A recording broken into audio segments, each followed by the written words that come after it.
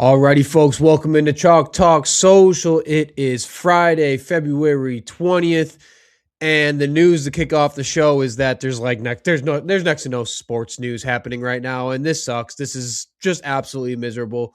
We're all just banking on what's going to go on with the Indiana Chicago Bears, whatever the hell they're going to get called. We're all watching that. That's the extent of the news in the sports world right now, with no football, no college football. We got some college basketball stuff that's happening around sports, but as you will notice today, we got Joey stepping in for Ema, who's out of office today. Joey, what's going on? How you doing, especially with all your Bears news recently? Border to start the season in a few years here. I got to get a new address, new ID. Got to become a Hoosier, it seems, if I'm going to be liking my team. You better get some good air purifiers around you to weed out all the industrial plants around your Gary, Indiana, Hammond, Indiana, wherever the hell they're going to end up, possibly. We'll get more into it in the news desk, of course, and go over a couple of Bears fan tweets on the matter, of course. We try to find some good fan tweets out there that we could, but because it's such a slow news desk or news show today, we actually had to have our fans step out, so we won't have a fan on today, unfortunately. We'll try to get them back for next week, though. But we're going to do something a little different today. We're going to give you a little bit of a y'all ever think about moment, and we'll go through a couple of just those nostalgic moments because I'm feeling nostalgic today with nothing to do, just bored, thinking about what could be fun to talk about. What about things that just happened over our lifetime in sports? And then, of course, we already got Joey here to kick it over the news desk. So we'll just do that. So why don't we just rip into this? I don't even know how to kick this off because it just feels weird, but I mean, we'll just go back and forth, Joey, if that's cool with you. Perfect. Okay, perfect. So y'all ever think about that one time where Aaron Rodgers had the double Hail Mary versus the Arizona Cardinals in the 2015 playoff divisional? Joe, you ever think about that moment? No, because Aaron Rodgers, I repressed all those memories. Well, let me tell you about that moment, Joey, in Arizona. Aaron Rodgers threw for a whopping 261 yards and 2 touchdowns in that game, but most of that stat line came from 2 very important passes at the very, very end of that game with just desperate situations. So naturally, he was going to throw those footballs to his best wide receiver, right? The first miracle bomb, a 60-yarder to none other than Jeff Janis, the White Lightning. Jeff Janis is not the White Lightning of Jordy Nelson. And, unless you're a Packer fan, you have no idea who I'm talking about. But Jeff Janis is in the Packers Hall of Fame for his contributions in this one. And funny enough, the second Hail Mary then to send the game to overtime was a 41-yarder to, you guessed it, Jeff Janis. And this one was one of those Aaron Rodgers vintage throws off platform, like just shouldn't be able to make this type of throw that at the time really only Aaron Rodgers could make. And of course, Jeff Janis comes down with it again. So Janis finishes with 145 yards in that game, 101 of them coming from 2 catches in less than a minute, I believe that happened. So I think about that moment a lot. Of course, Larry Fitzgerald ended that game for the Packers in a way that was truly unfortunate given the late game heroics. But I think about that moment a lot and those Aaron Rodgers Hail Marys. What do you got for one? My first y'all ever think about moment is going to be David Tyree's helmet catch in the Super Bowl. Oh, that's a good one. That's one of those where it just lives in your head. You remember where you were. I remember because you and I are close in age. Like, I'm in middle school. Like, a random friend had a Super Bowl party. So it's a bunch of silly looking boys in the basement watching football, eating hot dogs. And it's like, they make that catch and it goes absolutely bananas. And of course, that's on top of beating the Patriots and all of that storyline too. But just one of those you can't believe what you just saw play. And even as a kid, it's even more intense. But it's just so absurd that he caught that ball. And oh, by the way, remember, Eli Manning, not the most mobile quarterback out there. Pulled a Mahomes or now a Caleb Williams out of that pocket. Come on. And made the throw, and somehow Tyree caught it. And it's kind of one of those weird playoff moments where you think about David Tyree and you go, like, where did his career kind of go after that? And it's one of those, I won't call it a one-hit wonder, that might be too mean, but it's like, that's one guy, right place, right time, makes the most amazing catch in playoff history to help them win a Super Bowl that they were the underdogs in, Mm-hmm. and he's gone. It's like I remember. I don't know if you remember the Mark Burley perfect game for the White Sox. I'm a I Cubs fan, do. but I do um, recall. and anyway, so crazy plays around that game, and there was one play, the second out in the bottom of the top of the ninth inning was a home run robbery away in center field that the Sox caught to keep the perfect game. I remember this. Who was center field for the White Sox? Was it Scotty Dwayne Pasternak? Wise. No, it Oh, was Dwayne Wise. That's another great name. right. It is like these guys they happen to be in the story now forever because they were part of history in that moment. So yeah, Tyree's one of those for me. It's an awesome sports memory. I mean, that was the year 2008. So that was like the 2007 season Super Bowl. That was the last game David Tyree ever caught a football. His career ends after the 2007 season, which I mean, up until that, he had a 5-year playing career with 54 catches, or was it 54 catches?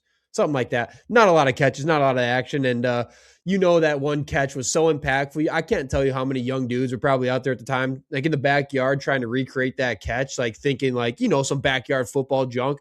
Start getting the sticky mitt out and just trying to one head, see if you could do it. I'm sure there was a couple of bang ups that led to some moms being fearful for their sons' lives and potential future CTE. But hey, it was an awesome catch. Maybe I would say that's the best Super Bowl catch ever.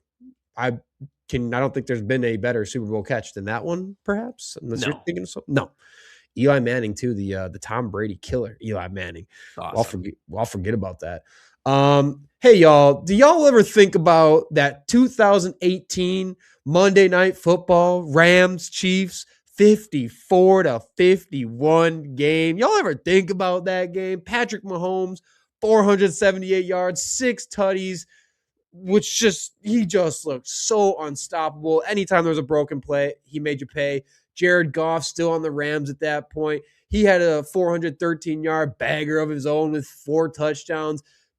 Still to date, the best game of his playing career, unquestionably. Tyreek Hill had 215 yards, 2 touchdowns. The game had 3 defensive touchdowns, which when you think about the quarterback stats I just gave you there, that's an absurd thing to also consider. There was a combined 105 points, which made for the highest scoring Monday Night Football game in NFL history.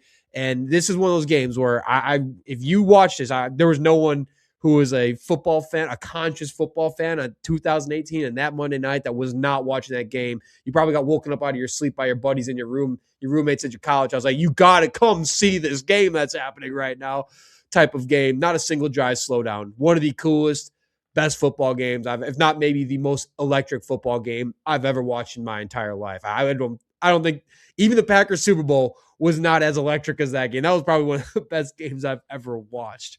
Yeah, it's just an offensive explosion. It's kind of like the Sean McVay coming out party, right? And everyone's trying to see what the hot young genius will do, and there it is. Even with Jared Goff, there it is. Yep, absolutely. It's crazy. Y'all ever think about Devin Hester's opening Super Bowl return against the Colts? And I know I am biased. I'm a Bear fan. I get it. And they did lose, but that was the coolest 14 seconds I've ever seen in a sporting event. I was lucky enough to be there, and in the end zone that he was coming towards happened to be where our seats were, so it was nuts as a 12-year-old kid. But it was something you just couldn't believe actually happened. Like, you knew it could because he was that great, but you're like, it's the Super Bowl. It's not going to happen. And then I love that something just came out with Tony Dungy. I don't know. I mean, it's about a month ago. It was like reliving their Super Bowl win. And he said the entire week before the game, they refused to game plan to kick to Hester. And something changed like the day before. And he's like, you know what? We're going to do it. And then that happens on the first play. It's like, oops. But it was just, I don't think you're ever going to see it again.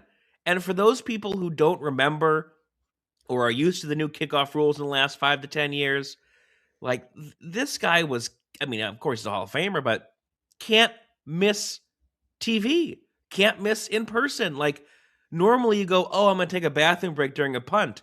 You couldn't, because that was and especially for those Bears offenses, that was the most exciting play of the game. Rex Grossman at quarterback Right. too. Ugh. I mean, man, but he just had this speed and hit the hole, and it was just like daylight. It was like there was no stopping him, and it was one of those moments you remember forever, and it goes down in history, added to his record-setting touchdown numbers, punt returns, kick returns. But as a Packer fan, what were you thinking seeing that? I mean, knowing that the Packers are just for the rest of time cursed on special teams, it's just so painful knowing the best returner in NFL history had to be a Bear, and he had to return. He had plenty of great returns against the Packers. He had to do that. But every time I think about Devin Hester, I can't help but think about like, man, Devin Hester just existed 10, 12 years too early, because that was it. He didn't do anything as a receiver. He didn't even do anything as a runner. He didn't have a single season in his career with even 70 rushing yards in a season. He didn't have a single season in his career. I think his best year with the Bears looks like 57 catches, 757 yards, never had a 5-touchdown season. Terrible.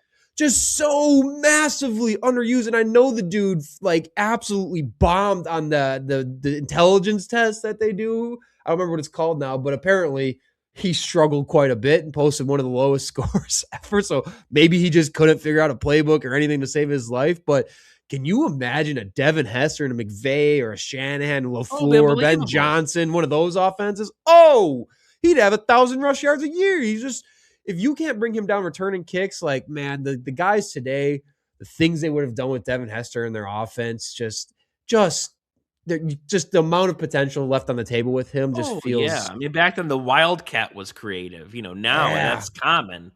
Yeah, it'd be bonkers what they could do. It's just such a special talent. Even if he didn't have the wherewithal, it's like, all right, here's 6 plays, learn them, and that's what you run because he's your.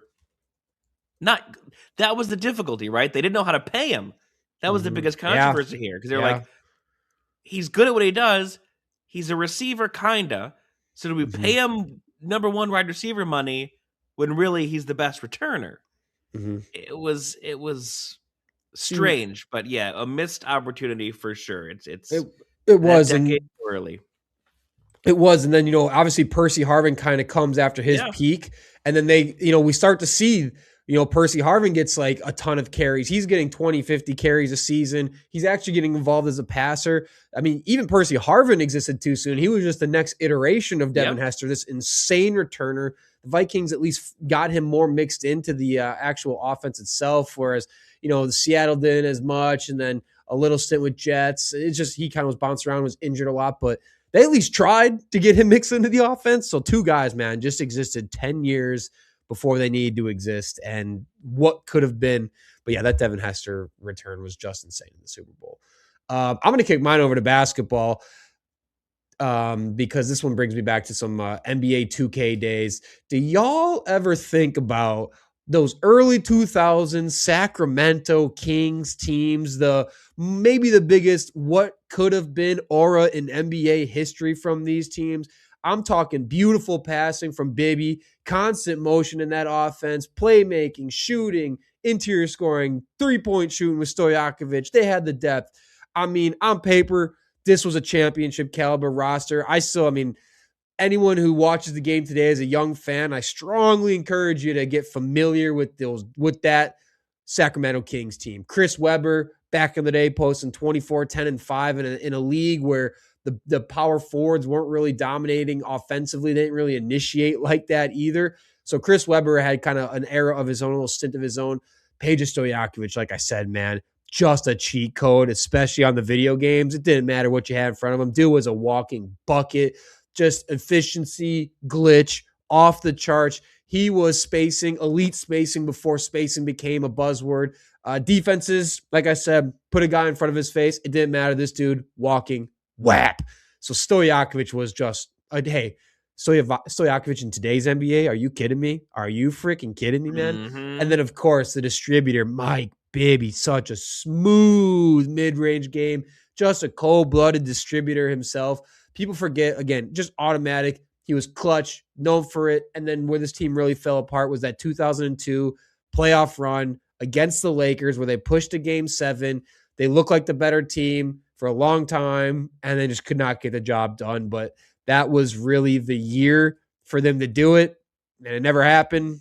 The rest is history, but I can't tell you how much I used the Kings back in the day on some NBA video games. That roster. Stojakovic was a hairy man, and dude sweat. I can only imagine. He must have smelled kind of funky, though. This was kind of my thinking. But what a team. It's so true. Such a missed opportunity. And it's like, you think about like the Splash Brothers and obviously the 3-point craze now. And it's like, boy, again, another guy a few years earlier than he should have been. But, it's funny. I don't think about him that much. And then now as an Illinois fan, Andre, his son, is on Illinois. Mm-hmm. And so Pedro goes to every game. He's there. And I'm like, and you see him in the stands. They talk about it on the broadcast. I'm like, oh, yeah. Like, he was a massive 3-point assassin for those Kings teams that won nothing, but was this awesome, fun team buried in the West Coast TV market that you couldn't see I'm in the Midwest or East Coast, wherever you are. And it was just an awesome thing. But you are so right. Any fantasy draft in 2K or NBA Live began and ended with Peja Stojakovic. Because hell yeah. You needed that 3-point killer on that team. Oh, man. That team was nuts. They were first in like rating. They were first in pace. They were second in points a game with 104. They were, I think their offensive rating looks like they were third. Their defensive rating was 6th. Man. And then they just pushed it to the conference championships and couldn't get it done. Their net rating was best in basketball. They were 61-21, which was first place at that point in the Pacific Division, funny enough. Just a damn shame, but they ran up the Western Conference, man. They were 3-1 in the first round. They were 4-1 series win in the semis against the Mavericks. Damn. Really wish that, man, the Kings just looked cooler back then. Kings were just cooler back then. All right, what do you got for another one? My third one here is sticking with the NBA as well. Y'all ever think about Linsanity? And how crazy that was? Mm-hmm. And I love setting the context with this because you got to put your brain back in that era, 2011, 2012. Social media's kind of there, not really. There's no streaming, no crazy internet.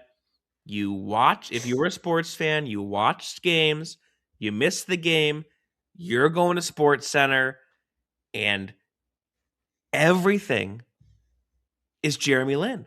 Yep. He's turning around this Knicks organization in a crazy 7-game stretch, helped them make the playoffs that year. His biggest game, 38 points against the Lakers. And just a cultural phenomenon in basketball.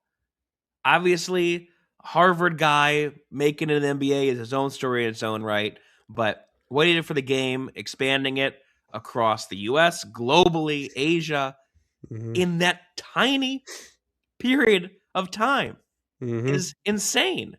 Like, I think about now, if there's an NBA storyline, Luka does something, okay, great. The news cycle's over in 5 seconds, and we moved on.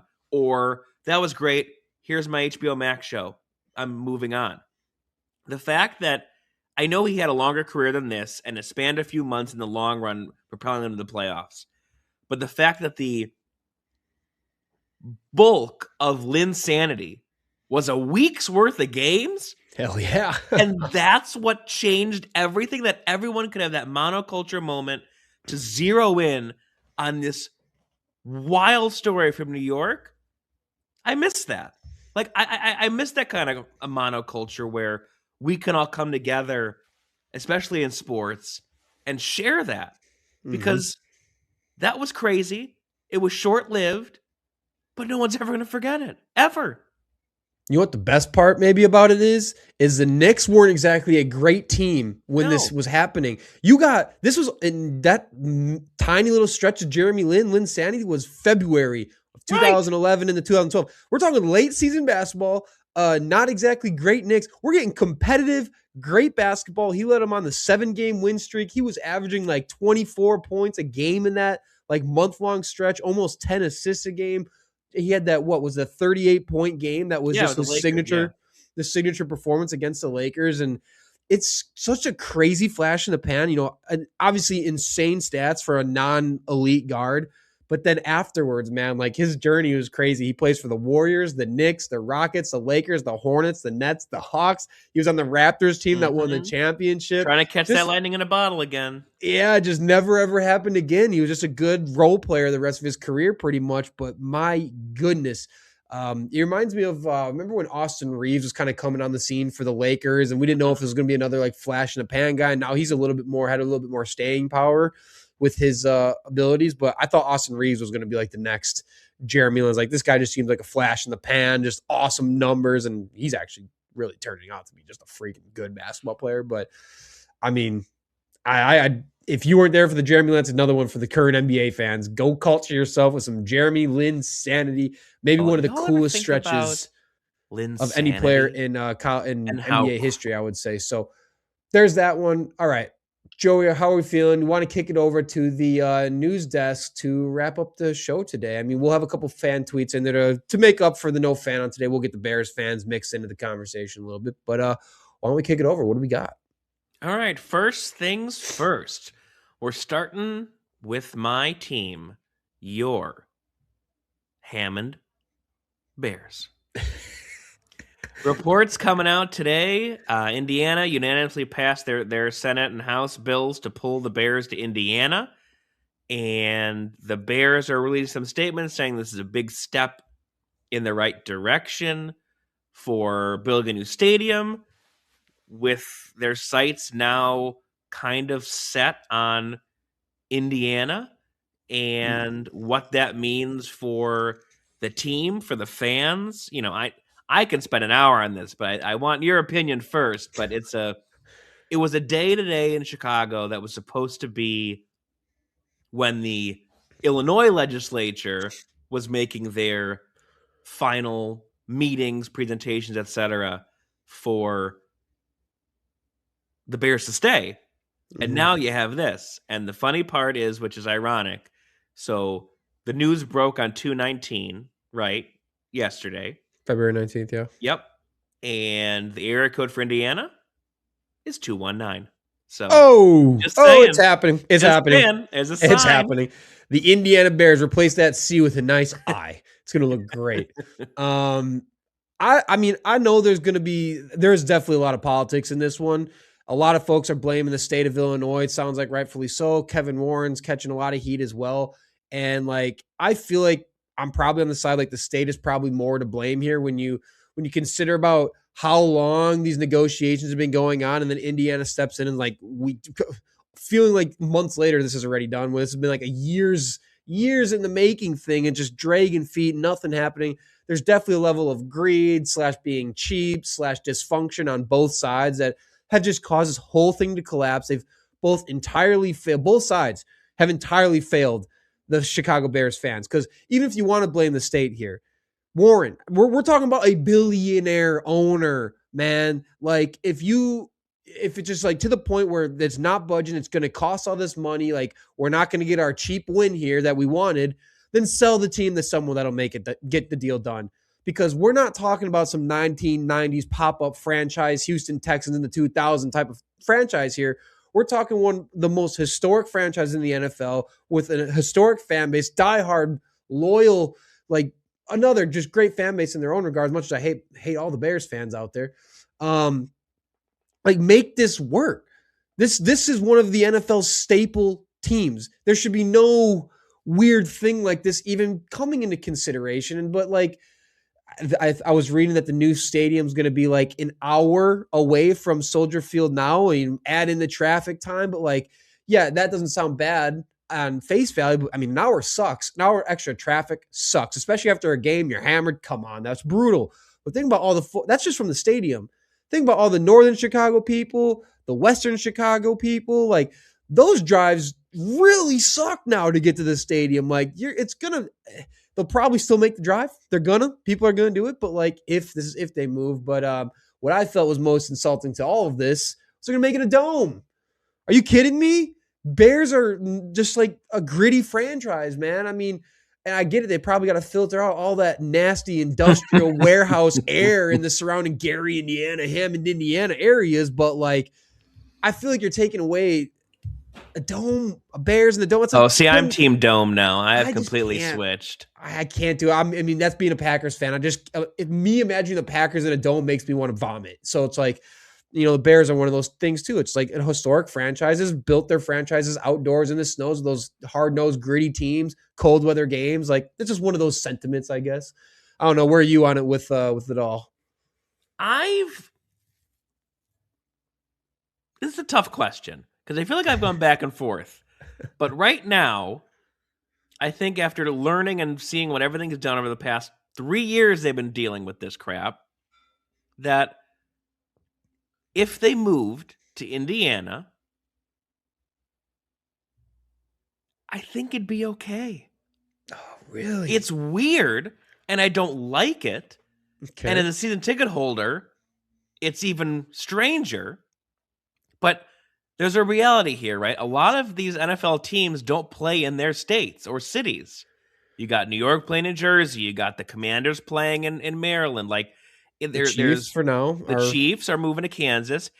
And even within the states, right? The Rams are in Inglewood, not LA. And the 49ers are in Santa Clara, which on a good day could be an hour and a half away from San Francisco. I just went to a wedding there. I did the drive. Yep. We flew into San Francisco. You're like, oh, great. We spend the weekend there. Where's the game? An hour and a half that way. Oh. So in this case with Indiana, it's actually closer to Soldier Field to get there than potentially where they go in the northern suburbs to Arlington Heights. So I think it's really a state line issue. Like if they move to another suburb, people aren't really as up in arms. But this crossing the border is weird. But while I would be okay with it, because if you really think about it, it's 8 to 10 games a year. The team's still going to be the Bears. They're not going to be like the new Colts of Indianapolis. But they can't be the Chicago Bears, can they? I think they can. Well, they're going to be the Indiana Bears, will they not? They would have to be, right? Well, that's what's difficult, right? Because if you go, okay, the Giants play in New York, but they've been the Giants play in New Jersey, but they've been there for 40-something years. So, and New Jersey doesn't have another team, so it never has mattered. Now you're going to a city that already has another team while calling yourself from the other city. A state that has another. Right, excuse me, a state that has another team. So it's just weird. And while I would be okay with it because they need a new stadium desperately, Soldier Field is trash. I love the history and whatever, but they've bungled every renovation. It's a horrible experience. That field is a slosh pit of sadness. Yeah, it's awful.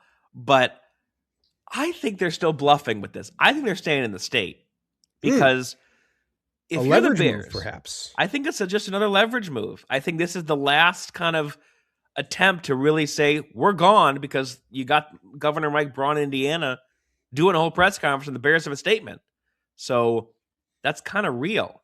But I think they stay here because I don't think the family, the McCaskies, would do it. I think George the owner is too much of a tradition guy, too much of a history buff with his family and this team that they wouldn't do it. And I think from a logistical perspective, it also makes zero sense because their practice facility is in the northern suburbs of Chicago. So let's say it's an hour away from the city. So if it's an hour away from the city, then you drive down an hour into the city and then back out of the city to Indiana. Nope. You're doing 2 or 3 hours for your players, your staff, your coaches, your equipment manager, your janitor, whomever it is. Yep. And that's crazy. And I think go ahead. No, go ahead. No, I'm just saying, and I think from an attraction standpoint, like, yes, is it a big dome stadium in the area, within a half hour? Yeah. So when Taylor Swift comes to Chicago, she can play there and it counts as Chicago. but I just think it's not feasible for even, let's say, attracting free agents. Like, think about if you're trying to sign in Chicago. That's what Okay, I was thinking. like, I know I'm moving to Chicago as a free agent. The Bears gave me a great deal. But my practice facility is in a family suburb an hour plus away from the city, and I'm 22 years old. Mm-hmm. So am I living in a suburb with cul-de-sacs and families and dogs and babies? Or am I living in the city? And then now you're going to say, okay, but you have to drive an hour from the city to go practice every day to work. So good luck on where I live. And oh, by the way, we play in Indiana.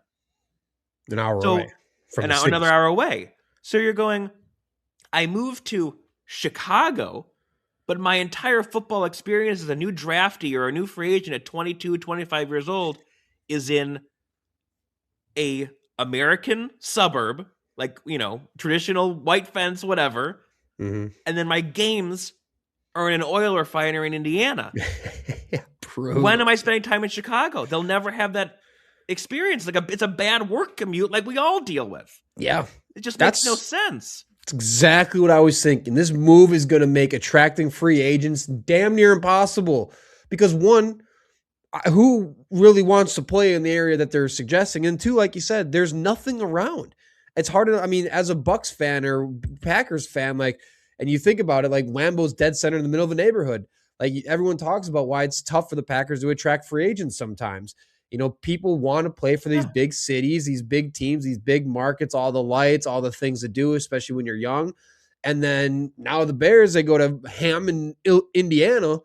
And like you said, it's like, where do you live? Where are you posting up? And if you post, do you want to post up and around Hammond, Indiana for half the year, every year of your contract? And if you don't post up, like where do the players live in Green Bay? They play in Green Bay.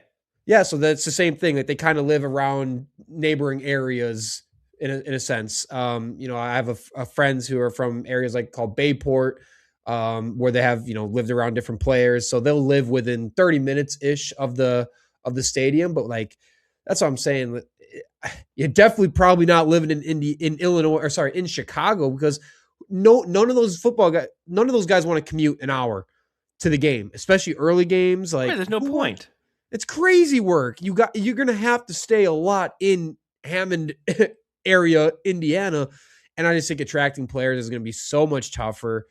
It's just kind of a bummer, man. It'd be a real bummer. And hopefully they're using it as leverage too, because there's no way, like this is a real possibility that the Chicago Bears never see a 4,000 yard passer. That's a real possibility. Don't say that. That's mean. That's a real thing. If they move, the Chicago Bears will never have seen a 4,000 yard passer. And that's very gratifying in a sense as a Packers I was going to say you. Yeah. I feel okay about it. It's it's that they're never going to be able to live that down either. No. Like never live that down. But at the same point, like you said, maybe it's a destiny thing, and maybe we don't want that because the 219 thing you just mentioned is that's a hell of a thing. But I don't know. I'm at the point again where the family ties and ownership, whatever, like find a way to make it work. Or again, I think you just owe it to the Bears fans to, if you're not going to make it work, then sell the team to someone who's going to make it work. Sell it to a billionaire with more billions that'll make the work. It just seems like such a kick in the nuts to do to Bears fans. If I'm being honest, yeah. And they've bungled the whole thing from the beginning, right? Like, okay, think about historic Bears, right? They didn't have their own stadium. They played at Wrigley Field. Yep. Okay, then they moved to Soldier Field, lease, not their own stadium. Then they renovated it terribly. Mm-hmm. Then they bought land in Arlington Heights, a Chicago suburb. That's right. With their old president, who never knew how to build a stadium. Then he retired, and they said, okay, we're going to bring Kevin Warren to build a stadium. Oh, by the way, we bought the land already, so you have no leverage. Good luck. And that's been the battle for the last 3 years. Classic Bears dysfunction right there.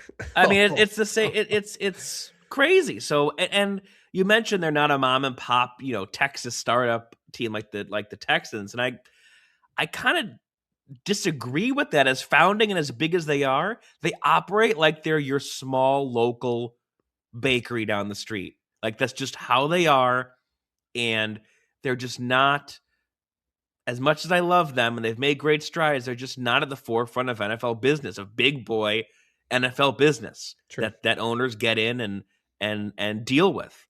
True. And they're finding themselves in a much more difficult spot than I think they thought. And if they're still having trouble in Arlington Heights, good luck in Indiana when you're moved to a toxic oil rig where Indiana's a wonderful state, and I've worked there, and this isn't a dig on Indiana, but the site they're looking at, that can't be good for your health. I mean, I worked in Whiting for a summer calling baseball games, and literally their hitter's backdrop was the entire oil refinery.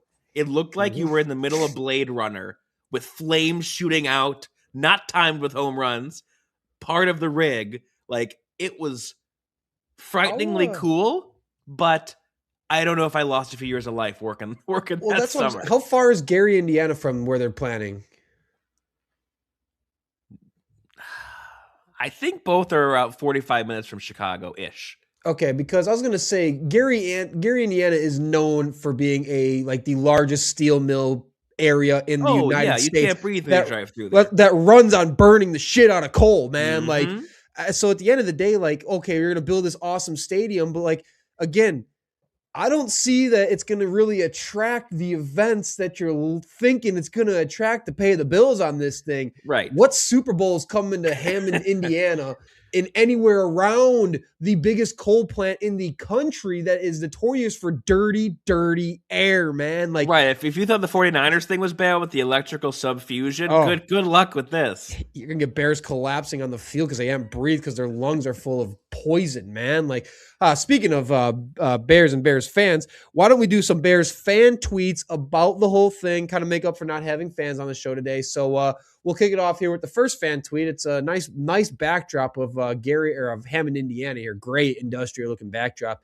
And the tweet is, "Welcome back to Bears vs. Packers on Fox. We're ready for kickoff with the beautiful Hammond, Indiana skyline in the background." And like I said, just a bunch of coal and industrial shit. Looks like misery. That's what I'm saying right there. It's not a pretty place. Crazy. Next one, Bears tried to work out a deal with Illinois government for 5 years. Got nowhere. Indiana government got it done in 2 months. If that doesn't tell you who's at fault, I don't know what does. I think that's fair. I feel like I was kind of scrolling. I saw a lot of sentiment kind of around that. The politicians in this case have just not been they've been dragging their feet and been real cheapskates about it, which is a sad thing, because at the end of the day, y'all are talking about billions. Who's getting screwed here? It's the fans. It's the people who just want to go watching football. But hey, we need more billions. Next up, quote, "I'm not going to go to Bears games. Their stadium is out in Indiana.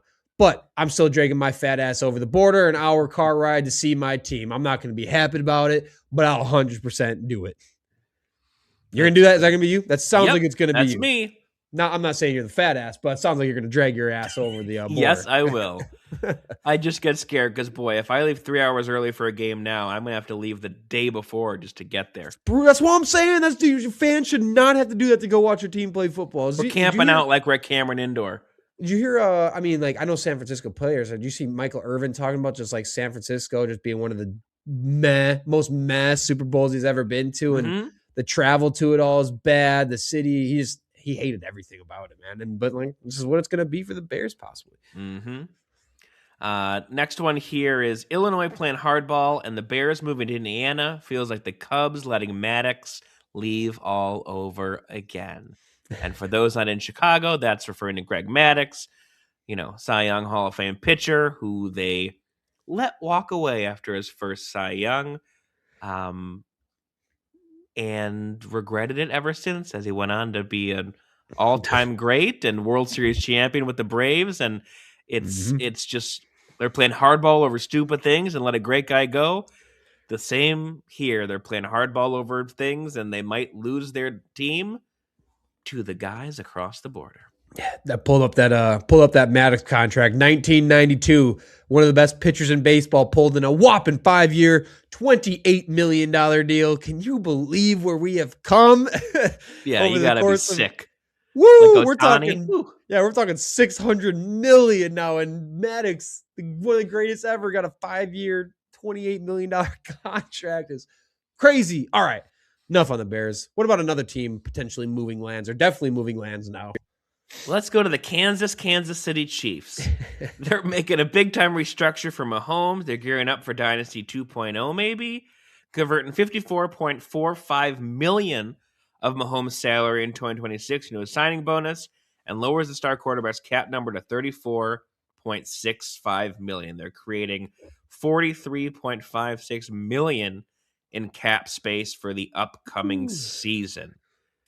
Is this the thing that's going to bring the Chiefs back around and give Mahomes his Elway moments here and find some back half a career dynasty with the Chiefs? Well, I'll tell you what this restructuring is all about. It's all about to be Rashee Rice's bail money. This dude just in more hot water.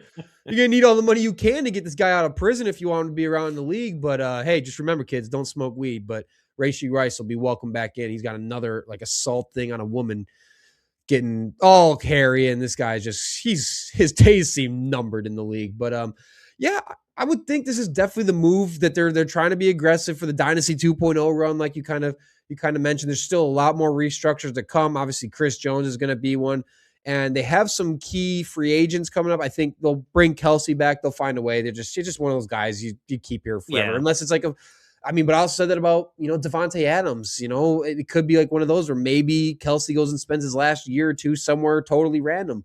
So you never know there. But, they do got to find a way to, I think that, so they entered this offseason with $57 million over the cap, but they have a lot of maneuvers that they have to make. They're coming off their first losing season in over a decade. Like I said, they got some high-priced veterans they got to figure out. Leo Chanel being one of the guys that the Chiefs they got to figure out a way to keep him in the building, get him back in the building. He's not that true every down linebacker, but they use him in a ton of different formations, and he's effective in every single one of them. Just turns out to be just another great Wisconsin Badgers linebacker. Then they got guys like Justin Wilson, Brian Cook, two defensive backs that they'll probably end up losing because it's a very just thin free agent market at both spots. So some teams probably going to want to go out and pay them more than the Chiefs can afford to pay them. So I think they're probably going to lose both of those guys. I bet you they're going to go cut Jawan Taylor, who's got 1 year left on his deal.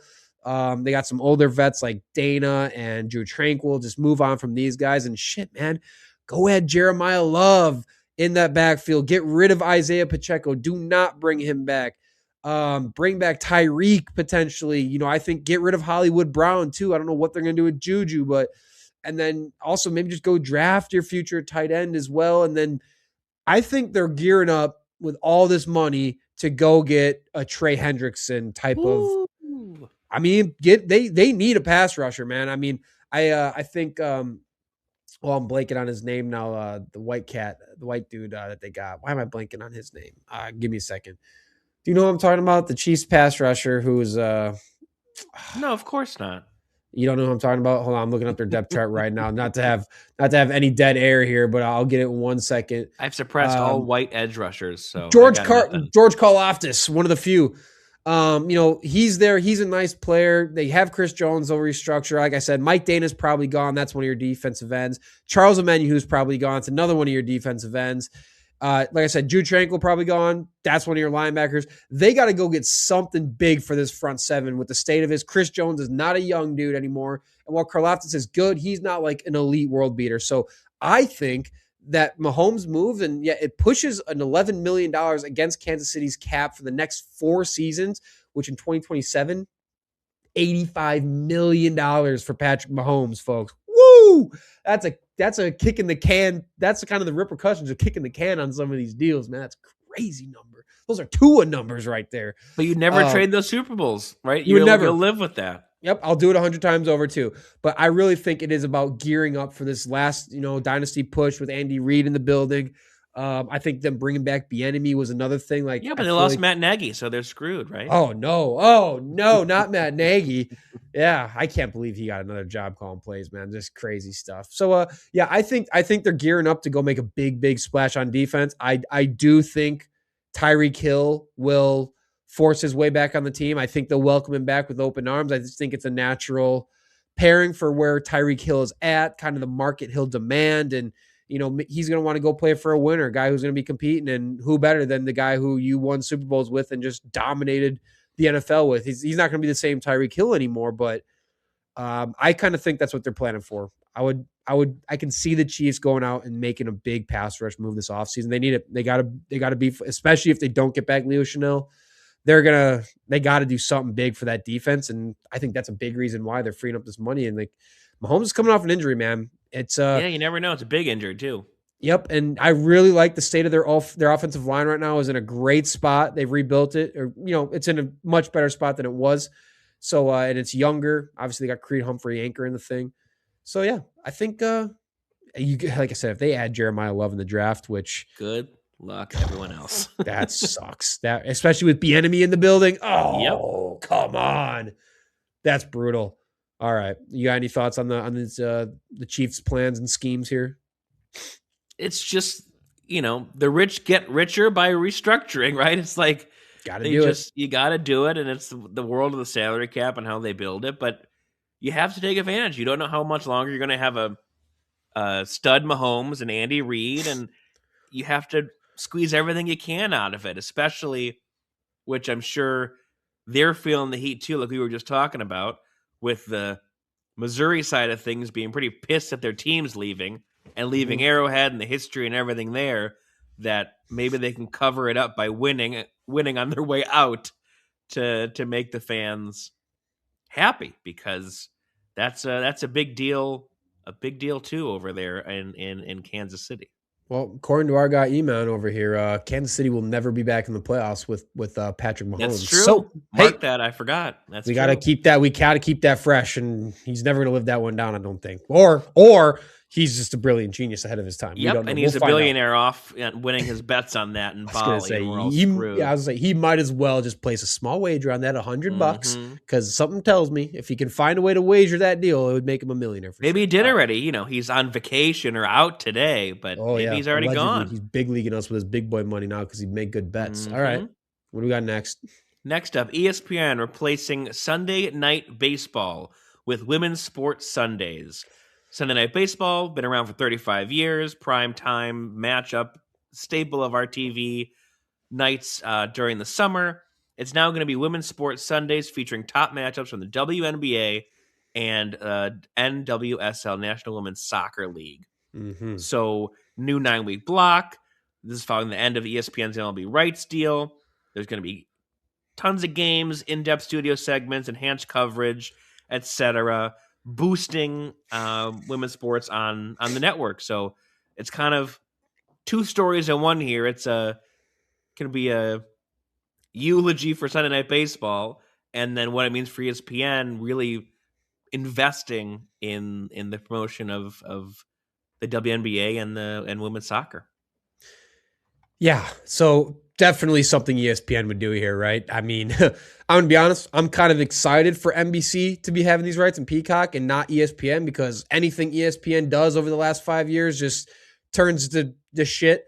No one is happy about anything ESPN has been doing. So, like, doesn't surprise me that this is another one of those moves that, I mean, shit. Does anyone remember? Hey, y'all remember those, y'all ever think about those old intros for these games and those old broadcasts were just John Miller and Joe Morgan? Couldn't miss it. Just again, then those are the voices of the video games too. It was just one of those nostalgic things that you just rip out of our hearts now. And look, here's what I'll say. There's nothing wrong with trying to feature more women's sports, trying to help boost their popularity and all that. But again, ESPN better make sure that they have like Caitlin Clark playing every single Sunday. Otherwise, like, are we sure this is going to work? Because you got to think about it. WNBA, obviously, National Women's Soccer League, even more so, is a factor of like no one really truly watches this, and viewership numbers are not good in the sense of, overall what they could be airing at that point. But with the WNBA side, think about how many WNBA players actually pull a massive audience when they have a game. It's Caitlin Clark and maybe 2-3 other players. So if you don't got those types of players playing on a Sunday, you're really wasting this opportunity here. And that's kind of where I'm at. Like the ratings already aren't good. They're growing. But, again, we have to be very honest about where these leagues are and their sports are and the money. Look, literally, there's girls being advised to stay in college because they're making more money than they would being in the Sadly, yeah. WNBA. Yeah, which is pathetic. But that's where the sport is right now. Um, and so again, I'm kind of just confused what the angle is for ESPN. You're still a business. And again, unless you have Caitlin Clark or maybe one other star playing every single Sunday, which you're pretty much relying on 2-3 players, like I don't see the business point in this. It's going to end up hurting you. It's just one of those cost value things where the cost value of them airing WNBA is cheaper than the cost value of them airing MLB. So that's probably why they decided, yeah, we're out of this. We'll go pay less money for this sport because it costs us less. It's booming, allegedly, in the sense of, I guess, what it's historically been. And maybe the cost of MLB isn't worth the viewership that we get, even though the viewership is much higher than what the other two sports are going to be, but it costs us astronomically more to not get the results we want. So there's probably plenty enough people to go around to blame for that. So that's kind of where I'm at with it. I like the idea of trying to promote the women's sports more. National Women's Soccer League is a weird one because people don't even watch male soccer in this country much, to the extent that, what I'm saying, people watch it, but they don't watch it to that extent. Even baseball, man. It's so, I don't know. I feel like an old head on this one because I love the nostalgia to it. It's been a staple. Okay, Grandpa. You can have your thoughts. I got a couple white hairs now, man. It's not good. But that's kind of where I'm at with it. Where are you sitting with it? For the Sunday Night Baseball side of it, I just remember watching it growing up, and that's what's tough to come to terms with, that's over. And again, it goes back to what we talked about earlier of it's this cultural moment every Sunday that is now gone, and the ratings are not great, and it makes sense, but there are some of those you remember in rivalry games that just are etched. Like you had the Y'all Remember one. Like this means nothing to anybody, but like I remember watching Sunday Night Baseball, and random infielder for the Cubs, Navy Perez, had a grand slam on Sunday Night Baseball against the Cardinals or the Mets. I forget which one it was. And it was like one of those seminal weird moments as a kid. We're like, oh, of course, Sunday Night Baseball. That's the biggest night of the week. And you have it. And so it's a sad reality of the state of what baseball viewership is and how they're unable to utilize the platform they have to keep growing the game. And that's where I think this Women's Sports Sunday is actually not for viewership on linear TV. I think it's everything having to do with boosting their digital. I think, yes, viewership live matters and sports live matters, but this is a play to have more women's high profile sporting events on the network to then have in their content arsenal to shoot out to promote the game. And when you think about sports right now, baseball is kind of falling to their own fault. It's a whole other discussion we can have. But sports with growth is WNBA, obviously the Caitlin Clark factor and everyone else. But I actually disagree, and I think the soccer one is the huge one that's booming. I think soccer is absolutely growing incredibly fast in terms of fandom in this country. And I think that them buying into, the women's side of this is going to do wonders, especially if you think about timing, right? Okay, this summer is the World Cup. And, moving forward, then you have, Women's World Cup coupled around this new soccer ESPN deal. I think it's going to be really big from a digital footprint versus just the, hey, who's watching live? Like I even look at it with hockey, right? Like ESPN finally got hockey back. Are they doing ginormous numbers for Wednesday night hockey live? No, but in a sport that really struggles to promote itself as well, just like baseball, ESPN now has all the hockey highlights that they can distribute to a huge social audience. And I think that's where this stems from, is what sport can we invest in that's growing, that is a growing fan base, and that plays really well on digital. As much as you and I love baseball, soccer and basketball dominate Twitter, dominate TikTok, dominate Instagram more so than baseball. And I think that's what they're buying into for sure. Yeah, no, that's fair. And I was just looking at the numbers when you were kind of talking about it because I was curious. I never dabbled my toes in the National Women's Soccer League. I'm going to be honest, never even heard of it till this till we started talking about what to talk about today. But what I'm seeing is that they are record breaking 2025 viewership with 20 million in viewership, which is an 18% increase over 2024. They're averaging about 1.18 million viewers.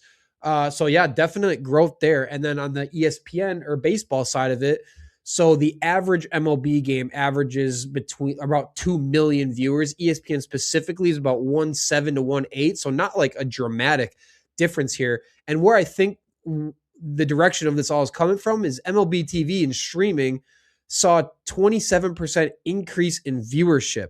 The problem with baseball is the people calling the shots make it really freaking hard to watch baseball sometimes, man. And that's one of their biggest problems. They want you to have 70 apps to be able to watch any game you want to watch. And so baseball itself and how they're trying to distribute the sport is all types of just shitty for the end user and the fan. Like I said, you see a ton of people jumping over to streaming and not even, and much less to ESPN. Mind you that their viewership is up a reasonable percentage as well. Fox saw a small increase, but it was really the streaming on MLB.TV that took a huge bump forward. And it's just a product of baseball just being one of those things that's so hard to freaking watch with all these local junk outlets that you got to deal with. So yeah, I mean, it's interesting. Again, I think all props to them trying to do it and getting that done with promoting more women's sports in it because they are booming. There's no way around it to say that they're not. But I'm more so like, kind of find a way to make it work, keeping baseball on Sunday night. Could have just done something else, like a different day. And you have 6 other days to play with here.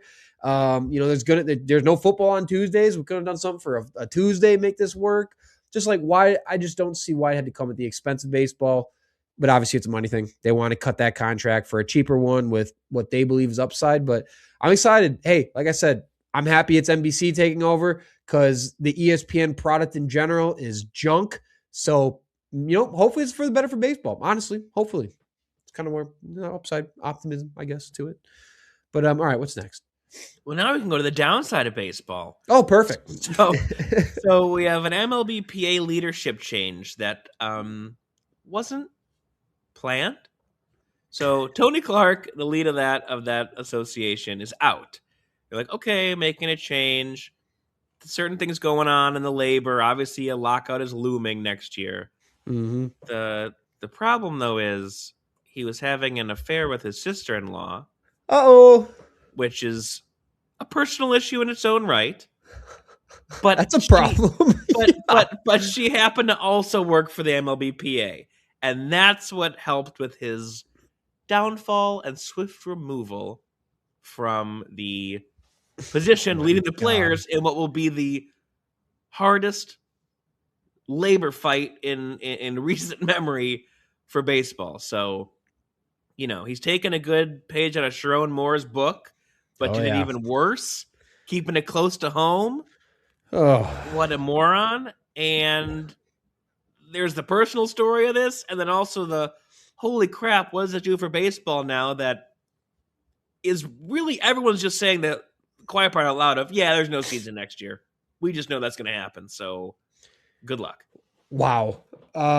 Hey, family gatherings, those are going to be weird. A little bit. I think there's going to be 2 people missing from them going forward. I would think so. I would imagine so. Very nefarious minglings, fraternizing with the wrong people. These people just can't seem to make the right decision. Like you said, Sharon Moore, like, how are you possibly getting in bed with who you're getting in bed with here? That's crazy. Probably a good thing that someone making those types of judgment calls is no longer overseeing the MLBPA. So that's probably the upside here. Hey, let's stay optimistic here. It's probably a good thing that this happened and he got to get out of there. So I really hope an MLB lockout doesn't come, man. Especially now you got a bunch of moving pieces coming around. It's going to be interesting. Obviously, all the TV deal stuff. Players aren't going to want to sacrifice the $600 million contracts they're making. Like, the most average players are getting just insane amounts of money right now. And then the owners are going to be, yeah, but we need a cap to make it look like they care. It's just going to be billionaires fighting over billions of dollars, and it's just going to be the fans at the end of the day getting screwed and canceled games. Like, the worst part is like you got superstars like Aaron Judge. He's in his 30s, man. I think he's like 33. Like, imagine a canceled season. Now you just lost a season of Aaron Judge on a historic, potentially one of the all-time greatest careers ever, and you're going to take away a 45 home run season out of that. And it's just, I just hate that. I hate it from like a player's legacy perspective, and I hate it from a fan perspective, because it's always the fans paying $200 to sit in the nosebleeds who are getting screwed over, man. Mm-hmm. Or like, they're paying $200 for a seat, a beer, and a hot dog. That's their $200 spent.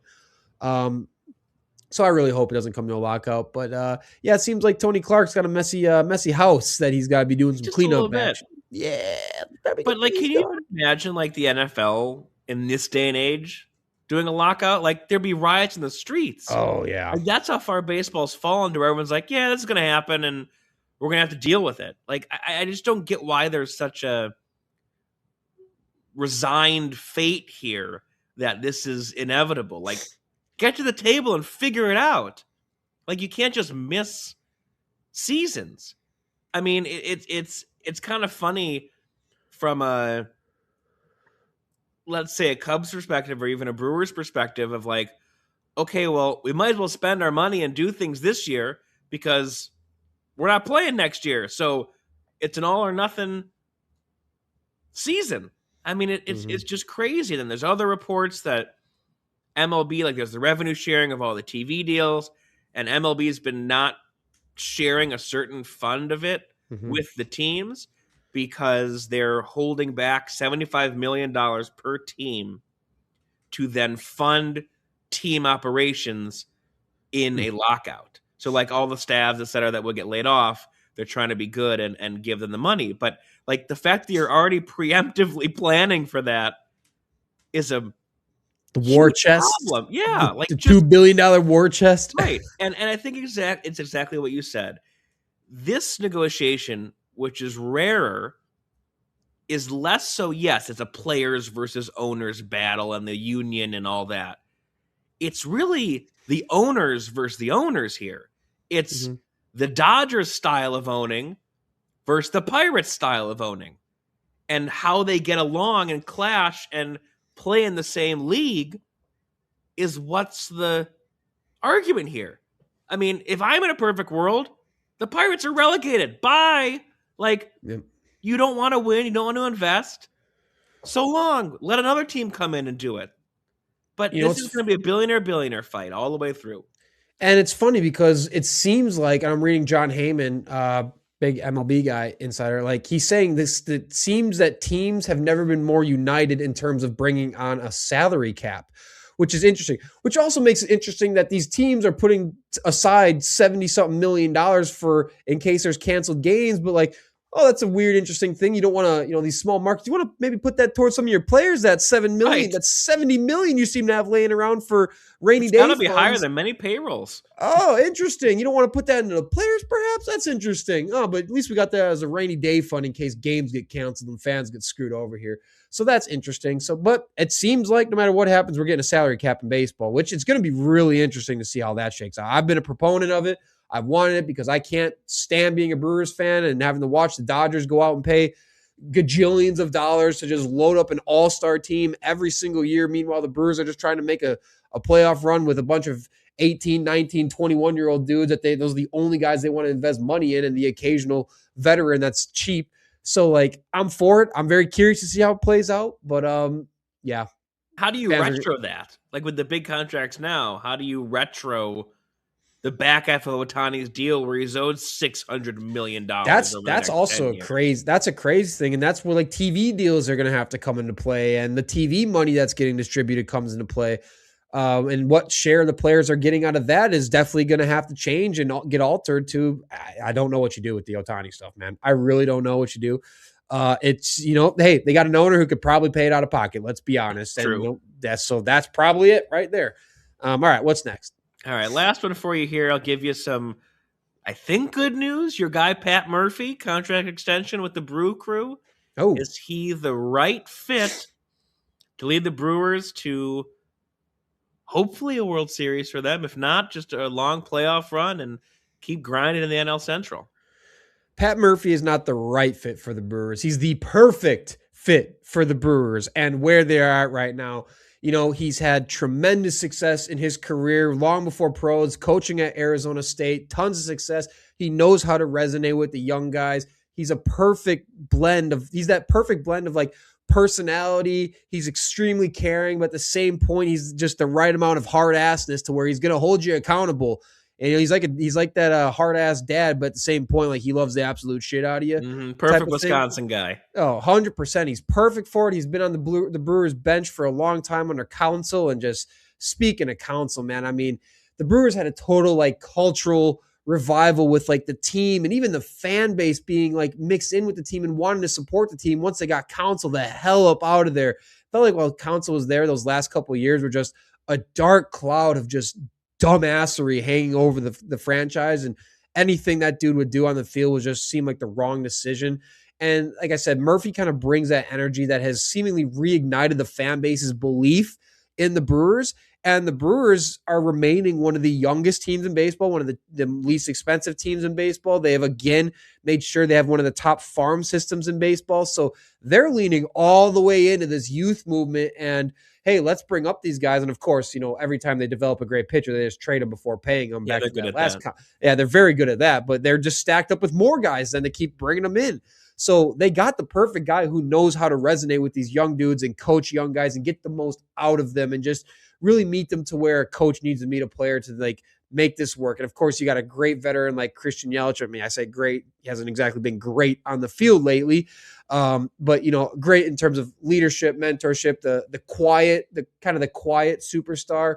That's again, even Christian Yelich is like the perfect type of superstar for the Brewers. I'm going to actually degrade him from superstar down to star with how he's been playing, especially in the playoffs. Oh my God. It's like Christian Yelich wasn't even in the lineup during the playoffs, which was a damn shame. We needed him. But yeah, I think he's a perfect hire. Good 3-year contract extension running through 2029. I'm very excited about it. I think he would have taken, I was just talking to my dad about this. I feel like he would have taken that contract extension for a couple bucks. Guy just loves baseball, just loves being around the game. I think he would do it for free. Honestly, obviously he wouldn't, but I think he would. You know what I'm saying? That type of guy, yeah. Yeah, that's the type of guy he is. He just freaking loves baseball, man. And I'm happy he's the Brewers. He had the folded up pancake in his pocket during the season. He's just an awesome personality. Freaking cool, man. He's a freaking cool guy. And I know every Brewers fan just loves him. So he's perfect for the team. He's perfect for the fan base, perfect for the city.